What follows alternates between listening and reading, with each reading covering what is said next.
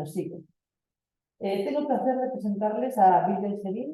Bilge es doctorada en Urban Studies. Urban Studies es un área de trabajo que, aunque en España no existe, sí abordaría una parte muy importante de todos los trabajos que llevamos en marcha en la cátedra. Ella es lecturer en Global Urbanism. El urbanismo global es un tema en crecimiento, pertenece a la Universidad de Glasgow y además es miembro muy activo de un proyecto de investigación espectacularmente interesante que se llama CASH. CASH significa el Centro del Reino Unido para el análisis de la evidencia en vivienda. Es un proyecto que comenzó hace 6 años, promovido por 27, creo que son universidades británicas, y liderado y coordinado por un buen colega, se llama Kenneth Gill, y que ha tenido un efecto, bueno, un impacto muy importante, no solamente en el conocimiento del mercado de la vivienda, sino también a nivel de la aplicación de políticas en el Reino Unido, ¿no? Bilge es uno de los investigadores. Es un placer, Bilge, tenerte aquí. It's a pleasure to have you here and come with your speech. Bilge trabaja en vivienda, calidad de las viviendas y calidad del espacio urbano asociado a vivienda y todo, ¿no? Sociales, áreas urbanas. Ella también trabaja en descarbonización y este es el tema por la que le hemos solicitado que nos explique el proyecto de investigación que están llevando a cabo, no solamente en la universidad, sino también dentro del Paraguay de CASH. Bilge, again, it's a pleasure to have you here. Sorry for not have the presentation and the welcome in English, but I hope you colleagues of mine are understood, and all the floor is yours. Thanks. Thank you. Thank you for the invitation, first of all. And let me start the sharing so you can see my presentation. Hopefully it will be okay. Yeah. Let me try if it is changing. Or we need to, yes, we need to press here. Okay, great. Again, thank you for the invitation. It's really good to be here. So just a quick English introduction of myself. My name is Bilge. I work as a lecturer in global urbanism and University of Glasgow. And I've been working on decarbonization, everyday life in cities, and also things related to this, like inequality in urban space. So today I'm going to talk about retrofitting housing for carbon reduction. And I'm going to do this through a case study that we have conducted in Glasgow with colleagues in University of Glasgow and also in University of Strathclyde. And I will explain, this is a big team, not just academics, but people with the industry and also with the council. So this is kind of my structure. So I will start with the carbon emissions and the role of built environment. Then I will explain a little bit Scotland case. What is the issue with the historic tenement housing stock in Scotland, because this is our concern. And then I will move to this pilot project called Nidri Road Demonstration Project. And I will explain how the project has started, the project partners and who funded the project, development processes and decision making. And I will briefly explain the construction phase because it's also important. This is a pilot project, so a building was retrofitted. Now our role as academics in this phase, in the evaluation phase, is to look at the building, how it's functioning, but also to assess all this process. And at the end, I will focus on our approach of evaluation, which is a human-centered approach to evaluate a retrofitted building. Okay. So, as you probably are aware, for the carbon emissions, the built environment has a huge role. it's really crucial to see that built environment is a main producer of carbon emissions, actually. And the existing buildings are also important aspects for this carbon emissions. So it's not just the new buildings, it's not just the carbon through the construction materials, but also how we run the cities. How we run these buildings. So in this chart, you can see most of the heating, most of the carbon emitted actually is coming from heating for the UK case, but in warmer climates, it will be the cooling parts of heating and cooling at the end of the day. But it's also, the built environment is also the hardest to improve because in the short term, because, well, these buildings are there for at least a few decades, and it's a fixed thing, so we cannot just change them like this. That is critical to understand, because if we understand this, then we conclude that then we need to retrofit these buildings. When I say retrofit, I mean like improving the buildings to decrease the carbon emissions coming from the buildings. So there are a lot of talks about if it is expensive, if it is not, how much we should put, for example, insulation, what materials, should we just do insulation, or should we improve it in different ways, like double glazed windows? But even just a wall insulation can improve this energy savings quite a lot. There is a survey done by the Department for Business, Energy and Industrial Strategy in the UK.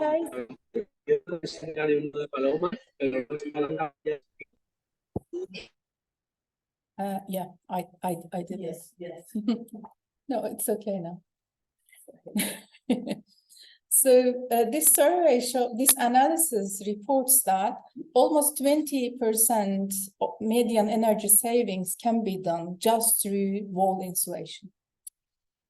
And although there are a lot of negative things about how we tackle with climate emergency, what we see that actually, if we do retrofit and if we build new builds according to net zero targets, we can reach net zero targets by 2050.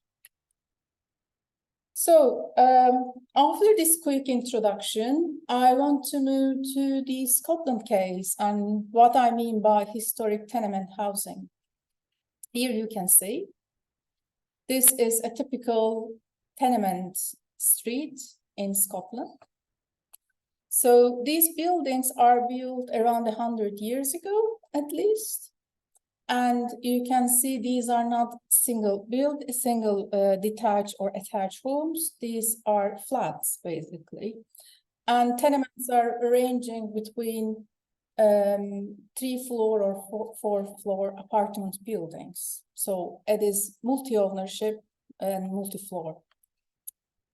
So one thing about this tenement stock in Scotland is that you can see here on the screen, this is the tenements, and you can see most of them are built before 1919. So these are quite old buildings. And 1919 is an important date for the UK because in 1919 there's Town and Country Planning Act, so there are more regulation after these dates. But these tenements are built before this regulation come up. Because of that, we have a lot of quality issues with these buildings. So I have to say, we have more than 200,000 flats in Scotland in this condition. What this means is that actually almost 1/5 of the whole flats in Glasgow are tenement buildings. So imagine 20% of the buildings in Glasgow are in this shape. I mean, they are lovely, people love them, but you can see here, this contributes quite a lot the low quality of housing stock in Scotland. This data is from Scottish Housing Condition Survey, and you can see almost 70% of the houses in Scotland are in some disrepair.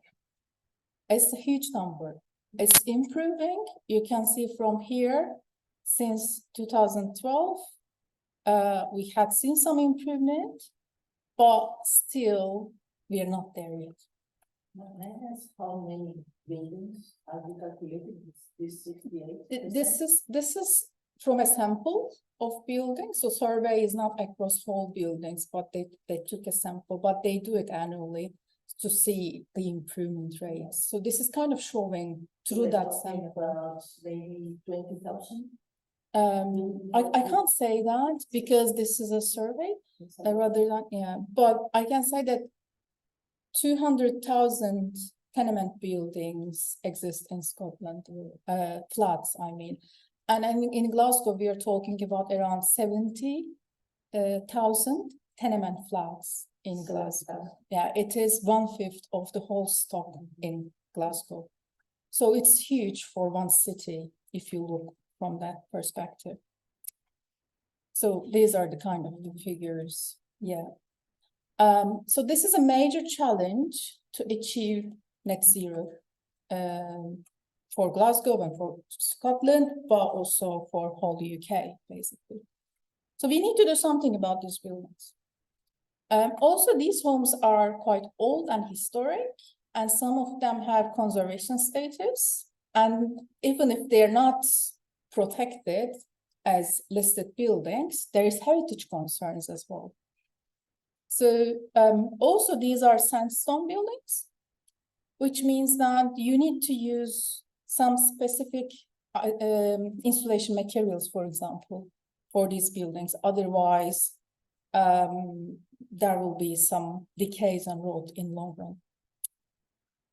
And also there are issues about property ownership, such as sometimes these buildings are partially owned by housing associations, like owning 2 flats in one building. And some buildings, some flats are owned by owner occupiers, private, or private renters, landlords.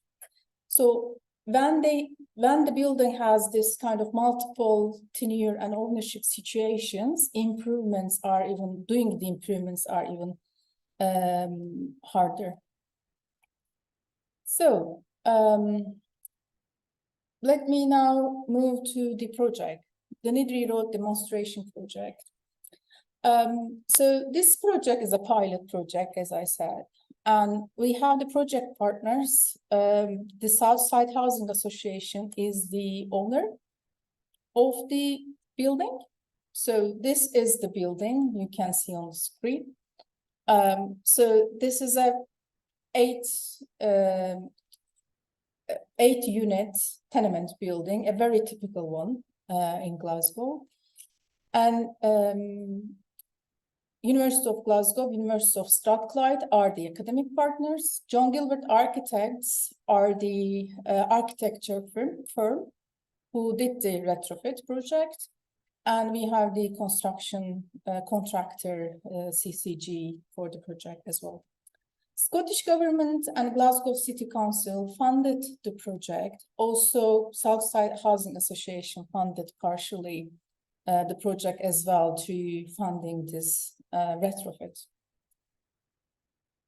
Okay, so I have to say, when I say Southside Housing Association, this means that this building is a social housing unit. So the whole building, all 8 units are social housing. And all families are tenants inside. Tenants, yes.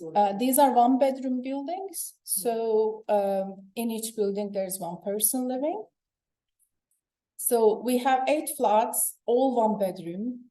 It's pre-1919 sandstone tenement building. And it's owned totally by the housing association. So our approach was fabric first approach. It means that this was the condition of the building. Then the architect stripped everything and insulate the building. And this was the final product in the end. So this is deep retrofit and to the highest possible standard. For the heating system, 4 flat installed air source heat pumps. We want to see how this will work. And 4 flats are installed new energy efficient gas boilers. So the aim is to reduce energy consumption by 70–90%. We will see. One is the isolation was in the interior, right? Yes. Because it's previous to 19, it couldn't be outside. Yeah. Yeah. Yes, there are 2 things about it. One is there is this facade, this sandstone facade. They cannot put any external insulation here, but here they were able to get planning permission to put external insulation in this wall only. Yeah. And in the back. And the back as well. But here we had to keep this facade as it is, and it was a major challenge, but it was never discussed. We have to keep that facade. Was the roof protected as well? They had to refurbish the roof as well. So they cannot change the roof, but at the end the roof needed some refurbishment. They did the same roof. Yeah, they cannot change how the roof was, but they did some refurbishment for the roof as well. But they had to keep the building as it is, basically. So because of that, let me also add it, because of that, using heat pumps were also a challenge because they cannot just put heat pumps here. So they had to put heat pumps at the back of the building, basically. Yeah.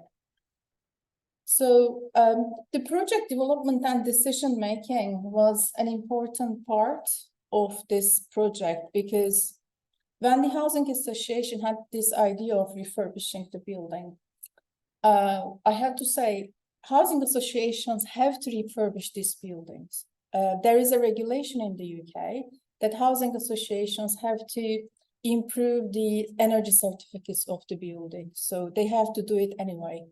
When they got this building as a whole building, they had the idea this can be a good opportunity to evaluate actually how this retrofit works. So they came to the Glasgow University asking if we can work with you. Because that time there was a funding from Scottish government called Climate Change Challenge. So they were providing funding for this kind of evaluation projects. Architects joined the team in the beginning of the project as well as the Glasgow City Council. So through the project initiation meetings, this application was submitted to the Scottish government and approved for that initial funding. Afterwards, this project team got together and discussed quite a few things. These are the notes from that decision-making processes. So we had a colleague who helped us for this monitoring and evaluation of action research, and he helped us to do this through theory of change, basically. So there has been a lot of discussion how we should design this project, but also how we should evaluate the project. And we noticed that it's really important that all actors are engaging from the start, actually, not from later on. If we were there just to evaluate this afterwards, it would be quite a different approach, I think. So we were part of the project from the start, and we had a lot of discussions about this as well.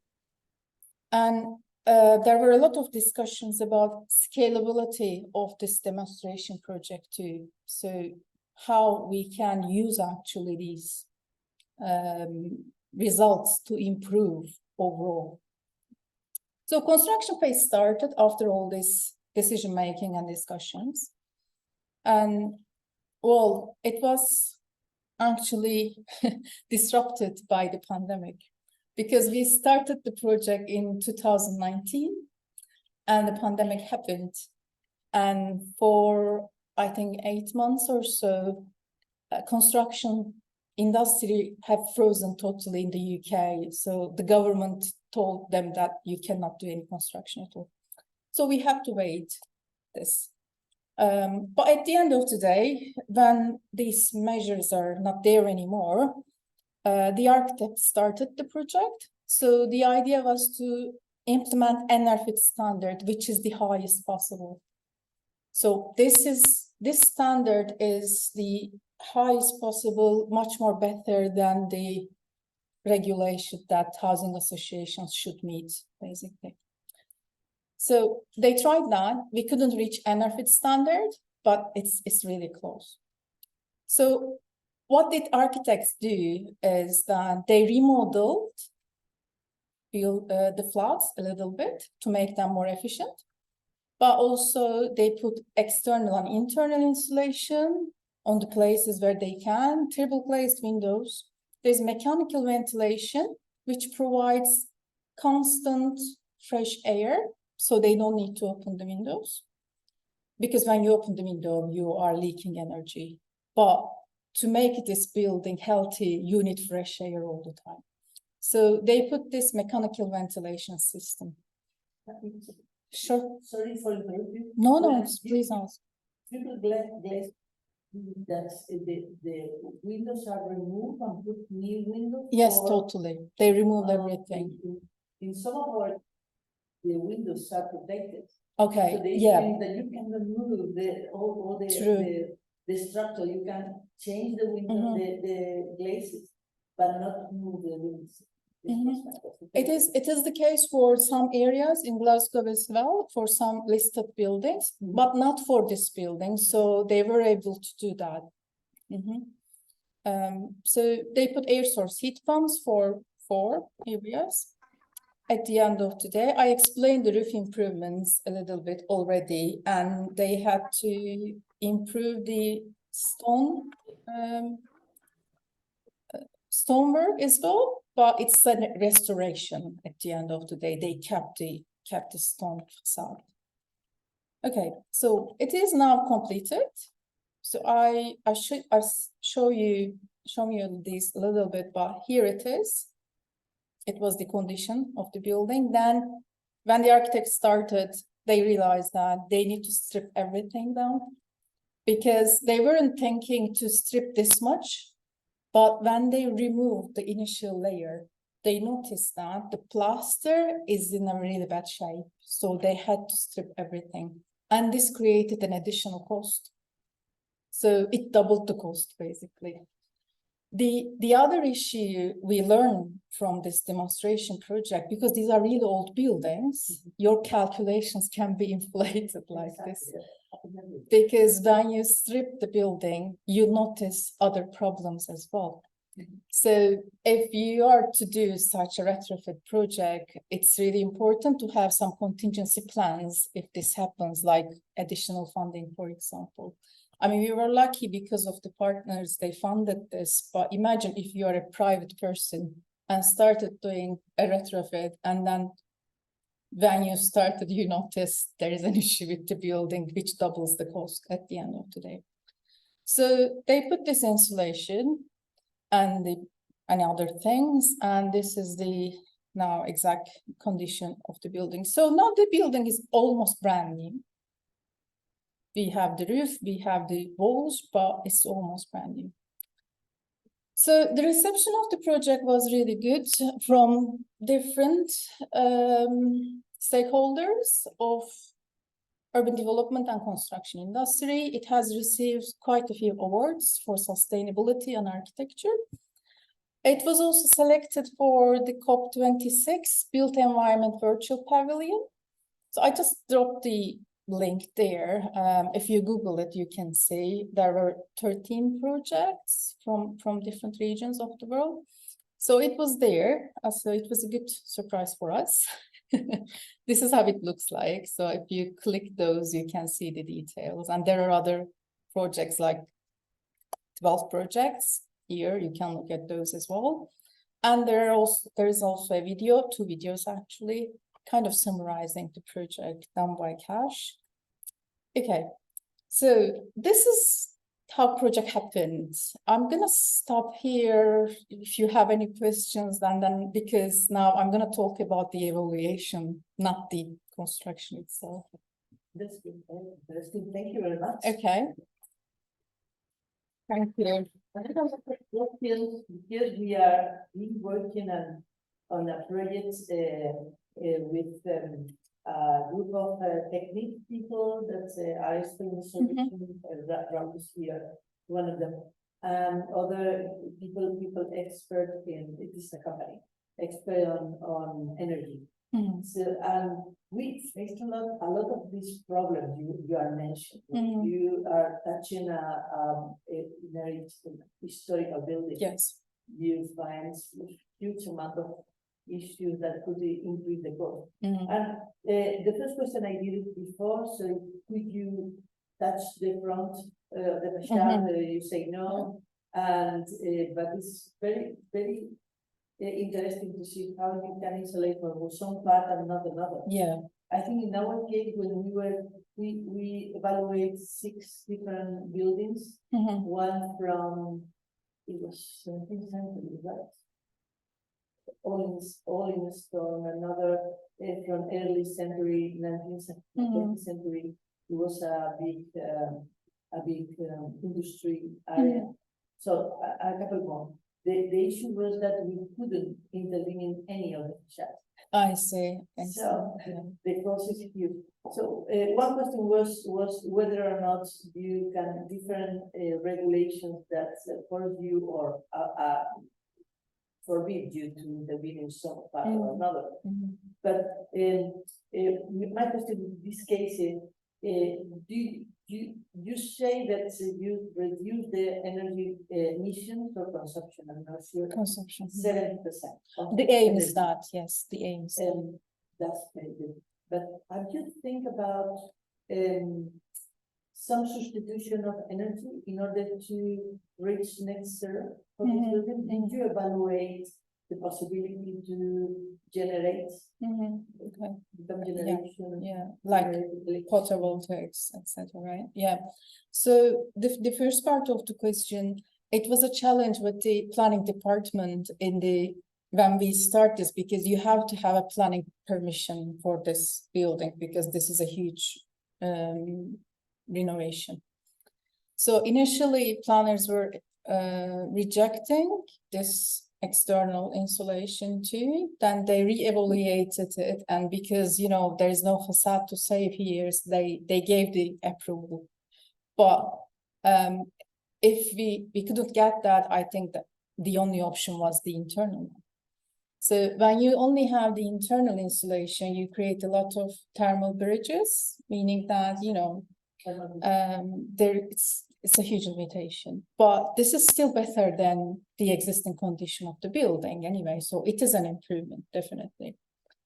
The other issue about photovoltaics, I'm not quite sure, but I mean, using the roof is challenging in a way. You can do it, but also there are some climate conditions as well in the UK that we are facing. So no, we haven't done that, but I think it can be doable for other cases. So I'm not building a case against it. It's just it wasn't appropriate for this one at the end of the day. So yeah.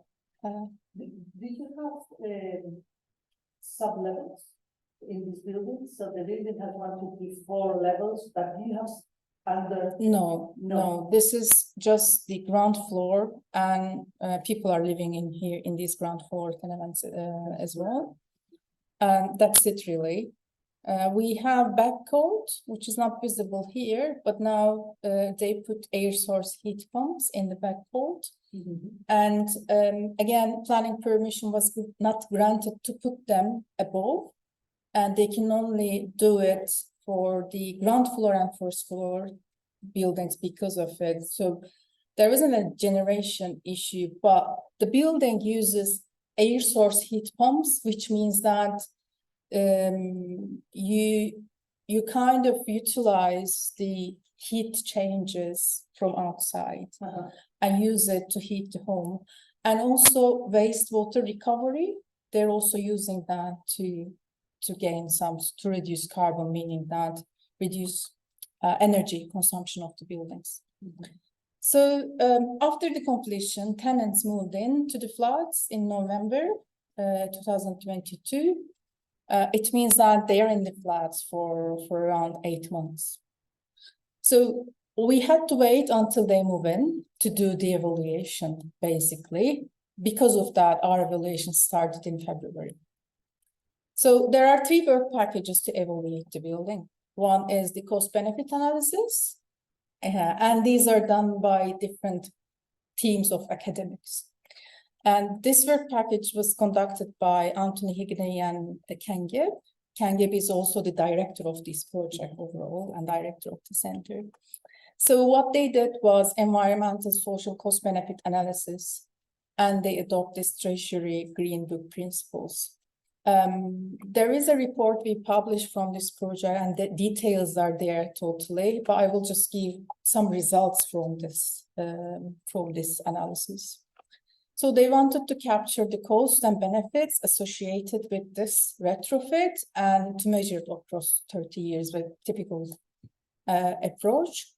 And they did it through ISH2 standard, which is the regulation standard in the UK for social housing providers, new build, and the NRFIT, which was the aim of this project at the end of the day. So the results is that this NRFIT retrofit performs similarly to ISH retrofit, meaning that although this is more costly, the results are very similar at the end of the day. NRFIT provides more benefits, but it is costly. So as a social housing provider, you know, this result might be just thinking, maybe we don't need NRFIT, we can just go for ISH level of retrofit if the results are similar. But we have to see the whole monitoring process, because we are going to do the evaluation for next 2 years. We are in the beginning of this evaluation. I'm going to talk about more. But at the end of the day, this analysis showed that demolishing this building and building a new one is much more costly. It's not possible to recover that cost in 30 years. So at the end of the day, retrofit was much more beneficial than demolishing and rebuilding a new one. So this is at the end a better social investment. And I think this is the key result from this analysis at the end of the day. Yes. The second evaluation is environmental monitoring, consumption and performance. This is conducted by the University of Strathclyde team, and this is led by Tim Sharp. So this is a technical evaluation. For that, this team installed sensors in the building. So there are sensors in every room, and there are sensors for specific things, like for air quality, humidity levels, thermal comfort, and also because of the specific condition of this building, they installed interstatal condensation sensors. This means that since this is an old building, when you put insulation, there is a risk of moisture accumulating in the structural level. And in the long term, this may lead to decay. So they wanted to see whether this is happening or not. We don't have the data yet, but we need to see this because, as I said, monitoring just started in February. And energy consumption through the energy bills at the end of the day. And again, we need more time to see whether, you know, how much actually reduced. We know it reduced because when we ask tenants, they say, yeah, it is reduced, but we need to see in the long run how much actually it is reduced. But the interim results for the 6 months from this team is that energy consumption targets are in a good way. Thermal comfort is working well for the residents. Air quality and ventilation is working well. There's always fresh air in the building. They're looking at CO2 levels. And also this condensation risk, we need to see, but it seems fine. So based on the available data, the team says the building consumes very low energy and people feel comfortable, healthy, and they're satisfied with it. So the last evaluation of the building is the post-occupancy evaluation. That's the team that I'm part of. We are doing this, Glasgow team is doing this evaluation. So post-occupancy evaluation is considered as a useful tool to explore kind of cause-effect relationships between technical features and user experience and needs. So technical features are monitored by the Strathclyde team already. So we are focusing on the user experience and needs and how they feel about the building and wider environment as well, like the neighborhood. Because this is quite a central neighborhood in Scotland, in Glasgow, but also the neighborhood needs a lot of improvement as well. So what we are doing as this post-occupancy evaluation team, we developed a human-centered approach to this evaluation, because when we talk about retrofit, we talk about energy reduction, consumption levels, etc. a lot. But if residents are not happy in that building, if their quality is low, if they're not feeling thermally comfortable in it, if their satisfaction is low, then the project fails. So it's really important to see whether, while we reduce the energy, if we are improving people's everyday life living in these buildings. That is why we kind of produce this approach, and we are triangulating qualitative and quantitative data. What we are doing, we have a survey questionnaire, and we have qualitative open questions that we are asking to the residents. We are going to do this for 2 years. We have done the first set of interviews with the residents. We are going to do another set in November, and we will do 2 more in next year. For now, what residents are telling us, they are happy with the building, and we ask them about their previous homes as well, and they compare it. They're satisfied, but we want to see after a year if they will be thinking the same thing or not. That is our kind of example pages. So the survey part, open-ended questions, and we are having this chat with the residents, hopefully in every 6 months. So to conclude, the project so far seems delivering successful results, but monitoring will continue for 18 more months. There are some results for challenges about retrofitting historic homes, as we mentioned, like we need some special material, expertise. Our architecture firm was great. Their firms specialize on retrofitting historic buildings, so they know what they're doing. But this skill is a really important one. So if we want to improve 200,000 flats, we need to have more architects who are actually knowing how to deal with this kind of challenges when they face this retrofit issues. Project development process is really important. What we have seen is it's really important that all the stakeholders are in touch from the start of the project, whether they are evaluating, whether they are the ones who are actually doing the construction. It's really important. And there will be challenges regarding planning and other concerns. It is okay. I mean, there are some things that we need to protect, like the character of the neighborhood, for example. I don't see this is an actual problem, but it is something that we need to consider and we need to tackle and we need to negotiate at the end of the day. Finance and costs. I mentioned a little bit that because of the other problems, the cost doubled. So how much this costed in total is per flat, it's between 30,000–40,000 pounds for retrofit. But for the other issues, like the plasterwork, stripping more than planned by the architects, it hit more than 100,000 per flat. But this wasn't because of the retrofit. This was because of the other problems. But this can happen. In the report, it's explained further in detail why this happened. But at the end of the day, this is not building. If it is just retrofitting cost, it's 30,000. It is expensive if you look totally. It's still cheaper than demolish and rebuild. Still cheaper. So, and the flats are almost like brand new. At the end of the day, it's cheaper. But we need funding for that at the end of the day. And for individuals, if it is more than 100,000, it's too much. But 30,000, it depends basically how much you're improving, how big is the flat, etc. But these are the costs.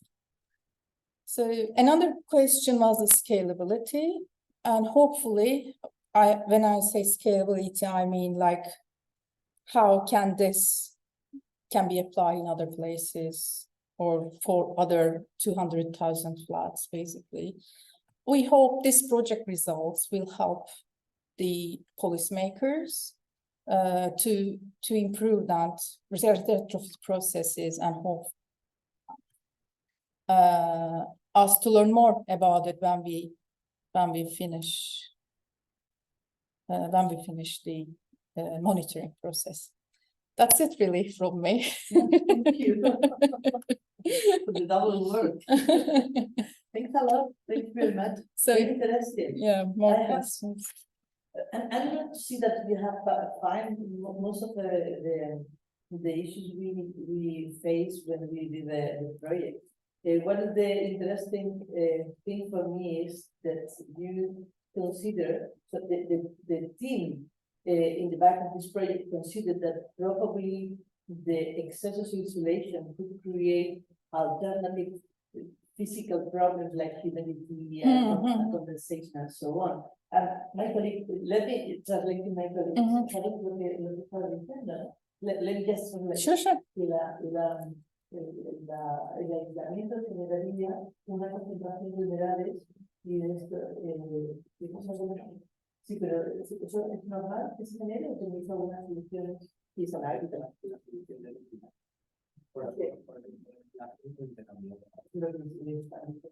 Okay. Say, well, this part of technique part I completely lost, but he said that what we proposed in the technical part of our proposal was similar thing, because he said the concentration of the humidity and this condensation is the immediate results for the ventilation. And absolutely. That's very, very interesting. Social issues. If this building is social housing, one question is whether the company is thinking to transmit part of the cost to the tenants. Do you know something about the policy, or they are paying and expecting? How is the plan? So they expect to obtain the income like an investment in 30 years, 50 years, or something like this, or they are thinking to charge some part more in rents due to the retrofitting. I mean, if you look at from a broader point of view, cost of a housing association, if the cost of a housing association increases, then there will be an impact in rents. Because some housing associations are doing this. They are having social housing units, and they're also offering mid-market units, meaning that if you earn more than qualifying for social housing, they put you in this different tenure housing, and your rent is higher. So now in the UK, social housing associations are doing both of this. So they're offering 2 tenures actually. So they are allowed to offer the public houses to private rentals. It's not exactly, it is not exactly private, it's still regulated. It's still less than private renting, but it's for people who cannot qualify for social housing, but who also wants to rent from this tenure basically. So this is a way how housing associations are actually creating some income for themselves. Of course, there are a lot of issues about this kind of, you can see, you know, so it's the number of social housing units versus mid-market units, etc. So this is a way how they tackle with this cost. At the end of the day, if costs are increasing, then we would see, you know, an increase or change in the balances of this. So I think it's a very valid point. That is why we need to be aware of this. But also, as I said, they are required to improve these buildings anyway. Housing association was not allowed to rent this building as it is after buying it because its energy certification is low, basically. So one thing about that these regulations are changing. And today this is the ISH 2 standard, and there was ISH 1, and it was lower than that. Now they're trying to reach this other standard. I mean, my personal opinion, it's better to go for the highest possible, but again, costs are attached to that. And I understand if a housing association is if they just try to reach the regulation, not going above it. But yeah, it's still better than private renting.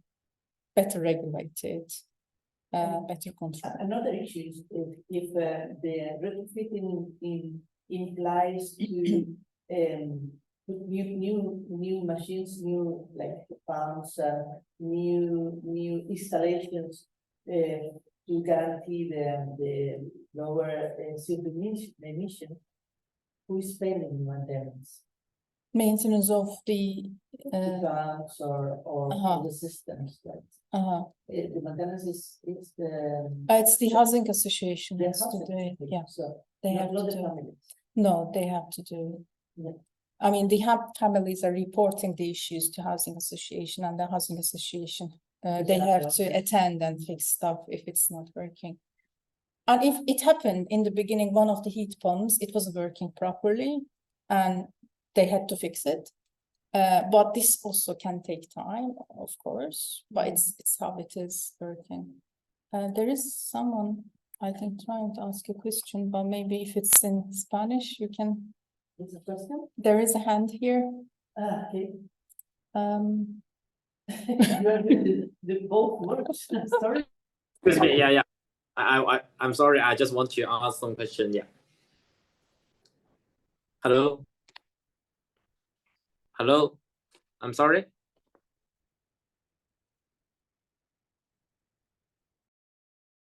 Hi. Could you hear me?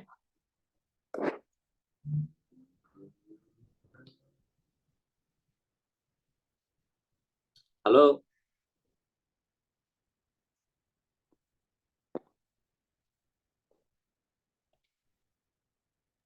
Can you hear us now? I can hear you, but can you hear us? Can you hear me? Yes. Yeah. Go ahead. And okay. Because the connection is bad. I'm sorry. I have a question for the talent and the rent. Because you mentioned about the total cost per one flat is about 100,000 pounds, right? And I am wondering the rent before the retrofitting and after the retrofitting, is there much difference? No, it's not directly reflected to the tenants. So they are not expected to cover this all costs. Some of the costs are covered by the council anyway, because they are funded this project, and this is a pilot project. Okay.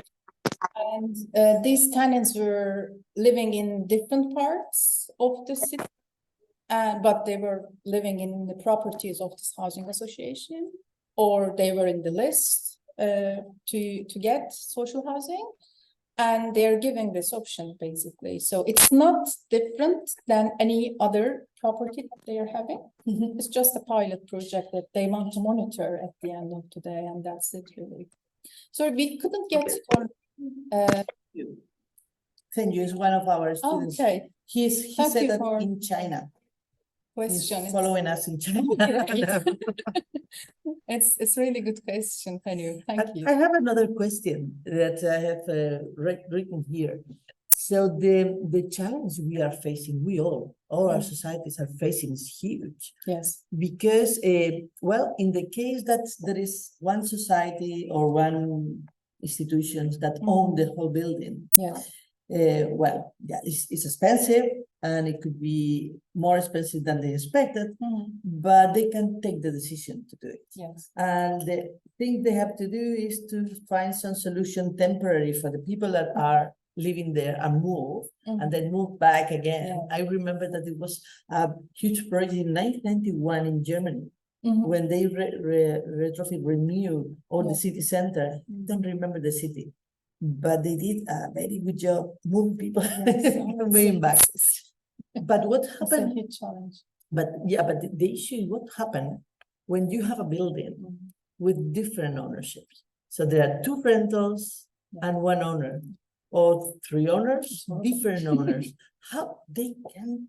That is a major challenge. A major challenge. Because in the report, we also acknowledge that, because we were lucky that we have this building, and housing association was really smart to think about, okay, we have the whole building, let's see, let's test this, and let's see, you know, how this is going to work or not in future.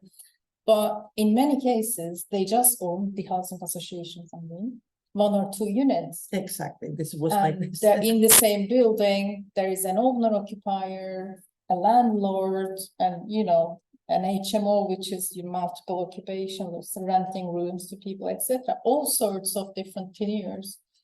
In that case, it's really hard how we can do this, because even if they want to, let's assume that all of these people agree to do this. If you're renting, if you're a landlord, it means that you're losing your rental income. If you're an owner, because you cannot live in the building while this is happening, because it's too disruptive.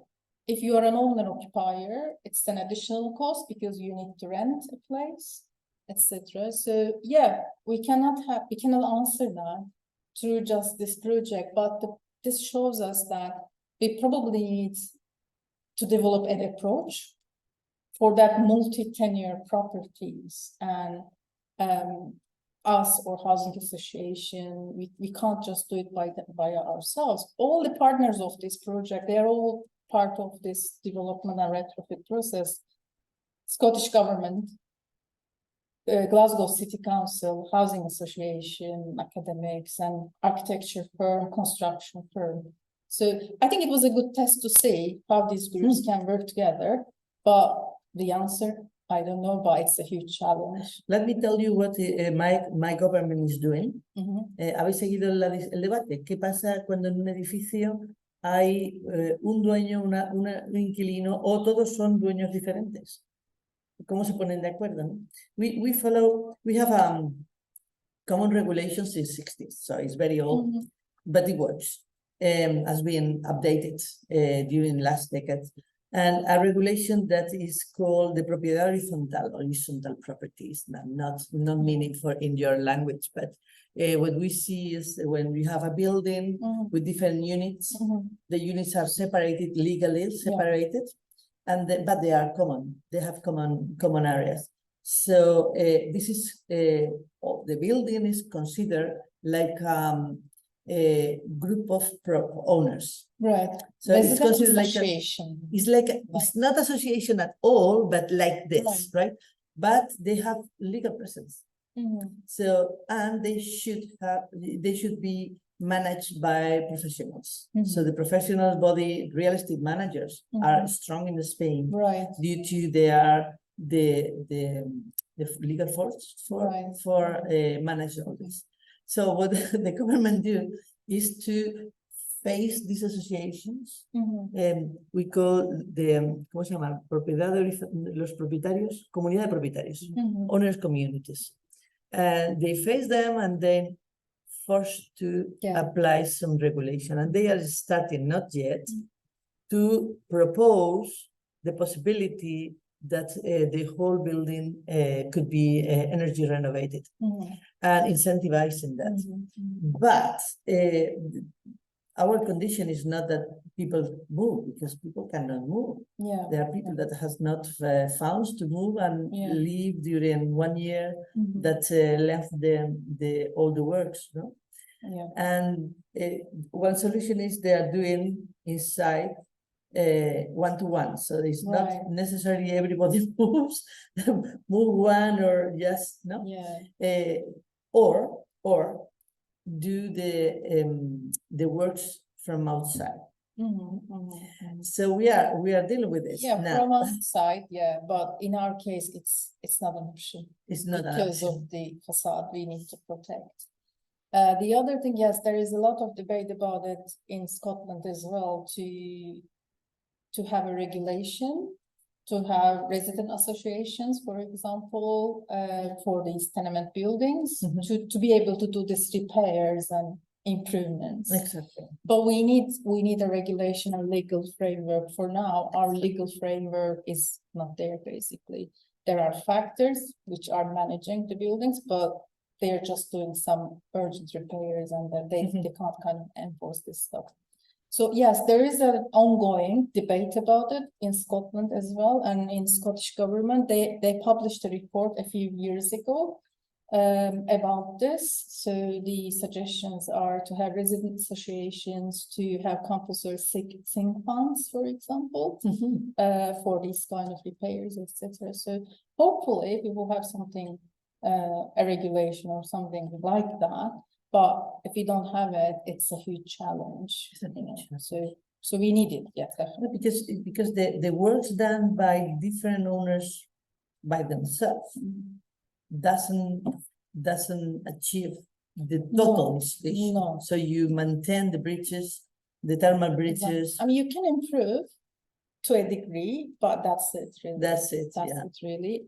It's probably better for your house, but also there are other things like this condensation issue. So there can be, in the report, we have some anecdotal stuff about that, how, overheating of, for example, one flat is actually transferring to other flats or thermal bridges, etc.